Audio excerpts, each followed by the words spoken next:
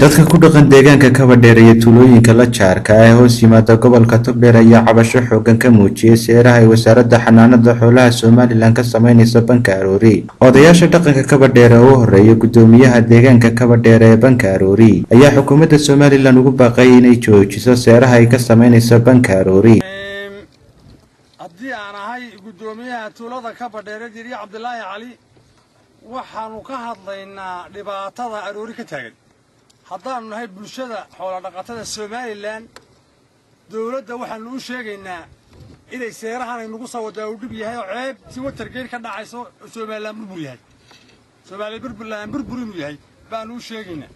waa inay naga deysaa dawladdu wixii dhibaatada nagu soo nala ogolin mana yeeli doono dhaqameedka deegaanka reer Arooriyaad iyo waxaanu ka hadlaynaa ka cabanaynaa seeraha Arooriyaad lagu soo wado ee hulaabeen ee kii aanu naqaanay aan ahayn. sidaa darteed waxaanu leenahay ma ogolin hanalaga daayo.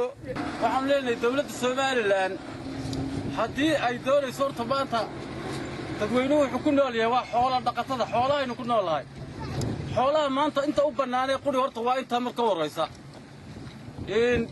haddii dawladdu ay wax ka qabanayso dhulka waxaan leenahay horta ha ka horeysiiso ilaa Kabadheer marka qoy laga maro ilaa Berbera ilaa Hargeysa nin waliba seera uu iska leeyahay buu xidhay ilaa iyo ninka ugu yari 15 kiiloomitir oo aan cidina ka casuurin idin wax ka qaadin idin la hadlin waxa weeyaan dad bay u tahay seera gaara. haddii aan tuulada deegaanka reer Kabadheer Aroori haddii aan nahay waxaanu ka cabanaynaa waanu mushkati ka nahay waxaan foosha xun lahayd ay dawladdu inaan nagu soo wado oo aanan waji ay leeyin garanayn.